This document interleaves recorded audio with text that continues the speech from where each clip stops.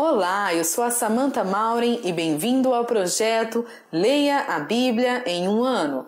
Hoje é o nosso 337º dia e vamos ler Ezequiel do capítulo 39 ao capítulo 42. A versão da Bíblia é revista e atualizada da editora SBB.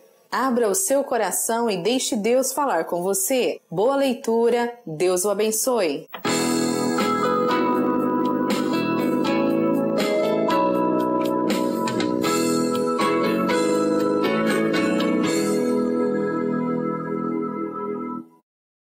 Ezequiel capítulo 41.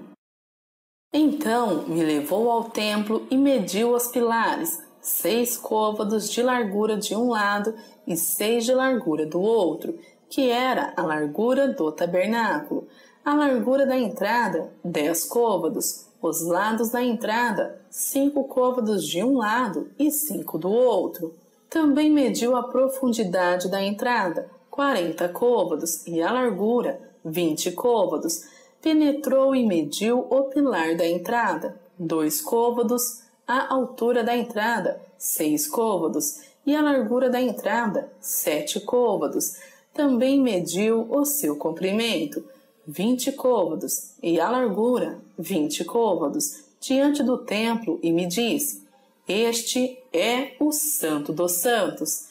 Então mediu a parede do templo, 6 côvados, e a largura de cada câmara lateral, 4 côvados, por todo o redor do templo. As câmaras laterais estavam em 3 andares, câmara sobre câmara, 30 em cada andar, e havia reentrâncias na parede do templo ao redor, para as câmaras laterais, para que as vigas se apoiassem nelas e não fossem introduzidas na parede do templo. As câmaras laterais aumentavam em largura de andar para andar, correspondendo às reentrâncias do templo de andar em andar ao redor. Daí ter o templo mais largura em cima. Assim, se subia do andar inferior para o superior pelo intermediário, e vi um pavimento elevado ao redor do templo. Eram os fundamentos das câmaras laterais de uma cana inteira, isto é, de 6 côvados de altura. A grossura da parede das câmaras laterais de fora era de 5 côvados, e a área aberta entre as câmaras laterais que estavam junto ao templo e as células tinha a largura de 20 côvados por todo o redor do templo. As entradas das câmaras laterais estavam voltadas para a área aberta, uma entrada para o norte e outra para o sul. A largura da área aberta era de 5 côvados em redor.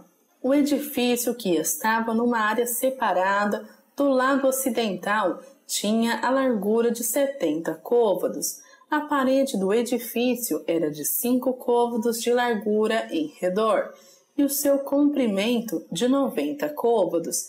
Assim, mediu o templo, 100 côvados de comprimento, como também a área separada, o edifício e as suas paredes, 100 côvados de comprimento. A largura da frente oriental do templo e da área separada, de uma e de outra parte, 100 côvados. Também mediu o comprimento do edifício que estava na área separada e por detrás do templo, e as suas galerias de uma e de outra parte, 100 côvados. O templo, propriamente dito, o Santíssimo e o vestíbulo do átrio, eram apainelados. As janelas de fasquias fixas superpostas estavam ao redor dos 3 lugares. Dentro, as paredes estavam cobertas de madeira em redor, e isto desde o chão até as janelas, que estavam cobertas, no espaço em cima da porta, e até ao templo de dentro e de fora, e em toda a parede em redor, por dentro e por fora, havia obras de escultura, querubins e palmeiras, de sorte que cada palmeira estava entre querubim, e cada querubim tinha 2 rostos, a saber, um rosto de homem olhava para a palmeira de um lado, e um rosto de leãozinho para a palmeira do outro lado. Assim se fez pela casa toda ao redor. Desde o chão até acima da entrada estavam feitos os querubins e as palmeiras, como também pela parede do templo.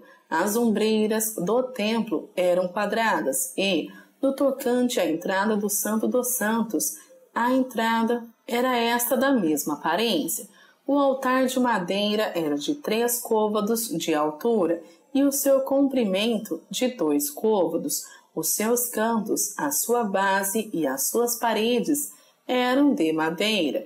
E o homem me disse: esta é a mesa que está perante o Senhor.